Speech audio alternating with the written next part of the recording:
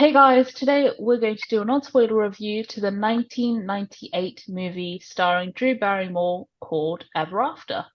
The movie is about a beautiful young woman called Danielle who is treated as a servant by her stepmothers and stepsisters. But one day she crosses paths with Prince Henry, who is the heir to the kingdom. He falls in love with her. And yes, before you ask, this is loosely based on the Cinderella fairy tale story. So we're going to get started now, but before we do, please make sure to like and subscribe. We do lots of different things at the channel here, including debates such as is Cinderella a bad role model, or even which Cinderella movie version is better, the 1950 or the 2015 one. Pranks such as the Lucifer competition prank we did on Grace, and the friendship ending prank on Ellie, tons of games like Who's Most Likely to, reviews and reactions, and so much more. It could be here for days, so take a look at our website or our channel's page for the complete list. And just to note, Grace and me have watched it. Ellie hasn't, so we'll try and see if we can convince Ellie to watch it. Um, I really enjoyed Ever After. It's one of the ones that I love to rewatch because it's amazing. It was an amazing retell of the classic story of Cinderella, and there are massive changes from the story of Cinderella that we're so used to. And it's the sort of changes that we need. It's the sort of changes that you would have wanted if you had seen, like, because the Cinderella 1950 version from Disney, it has its fair bunch of issues, and this one sort of solves them, but it also keeps the story there. And basically, what I'm trying to say is Cinderella needs no man, and she is a strong woman, and she can change the world herself, and that is basically what this movie is. Danielle is a strong, independent woman who stands up for what she believes in. She's smart, she's generous, and she's not afraid to voice her opinions. And that's what I really enjoyed, like getting to see what we would have wanted from Cinderella. And what I also liked was that we also got to see a relationship between the prince, who actually has a name as well, instead of just Charming, and Danielle. Like we got to see that relation form. Like it wasn't just, they meet at ball and, all of a sudden they're madly in love and da da da da da. No, we actually got to see their relation form, which was really nice. And the acting was amazing. You know already how much I love Drew Barrymore, and she did an amazing job. And Angelica Houston, who plays the evil stepmother, was amazing. She's absolutely amazing stepmother. She's really scary. And I don't know, like, how did we go from her being a witch to Morticia to a stepmother? She's honestly, like, for that period of that time, she was an amazing, she did so many good roles, and this is one of them as well.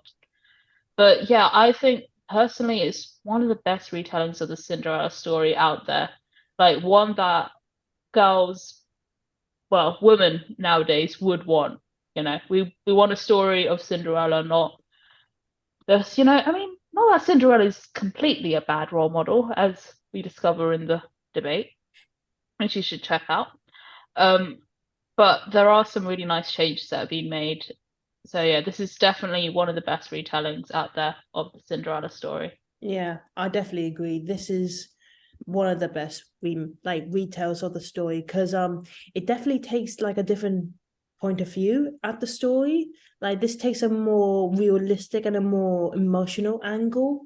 And I think it takes on a very more historical narrative. Like was just to see a bit more of like France, like a bit more of the kingdom, how it would how many of the characters were act during that time. And I really liked it. I thought it was a very, very great tale of like very good story to follow up because it's not just like listening to Cinderella, like the name, it's like different characters, but like that actually are technically the same characters, and it's great.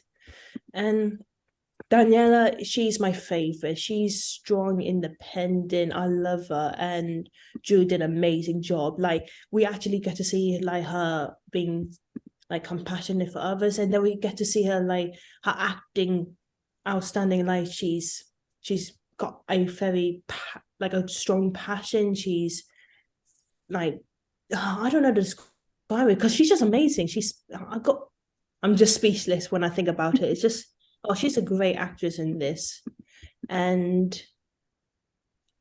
yeah, I like how we get to see because like what Emily said, we get to see like the prince because now he's got a name, and get to see more of like get to see more of this character now. Like you get to see more of his background, like royal family and the step family, like the stepmother. I hate her. Oh my god. I don't want to spoil anything, but I could just say like she's absolutely the worst ever. And yeah, I just kind of like how it's not like your of like not your Disney version. This is more realistic. This is how people this is how things happen like at that time, and like how what would people do. And I just really fell for the film. It was amazing. It was so like very directed and so perfect. I don't know what else to say about it. It was just brilliant. And anyone who hasn't seen it should definitely watch it. Ali, what do you think? Does it sound like something? I think from what you've said anyway, the main character, Danielle, did I get that Mhm. right?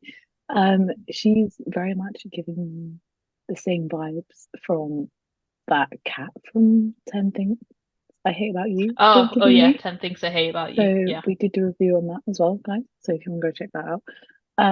But it's giving me the same vibes as her, and I very much love that character. So if I can see someone similar to her, then I will very happily watch this film. So you've convinced me. I hope that they've convinced you. But yeah, I shall go watch, I guess. Yeah. It's on Disney Plus. Oh, amazing. You know, there's one other Cinderella retelling that I've thought was really good, and that's called The Slipper and the Rose, which I think you guys should check out as well. It's a bit of an old one, but is a favorite of mine. It's really good. It's not one that loads of people have watched. I think Ever After is much more popular, at least from what I've heard.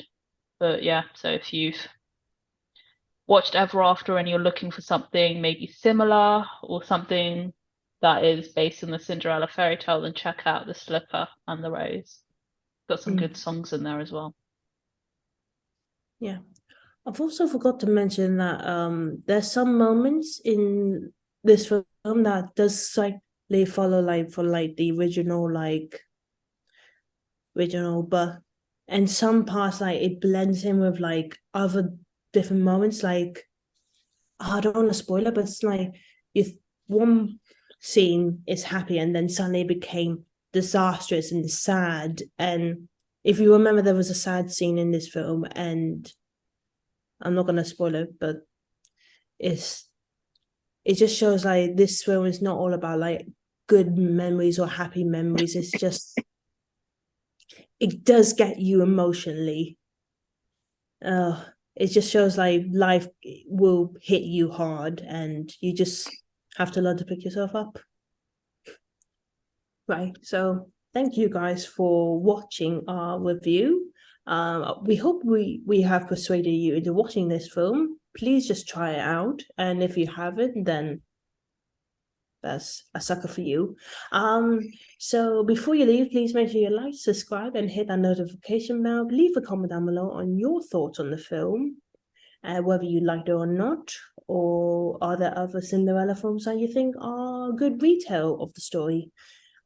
Check our channel. We done reviews, reactions to Disney films, Marvel films, and other films and shows.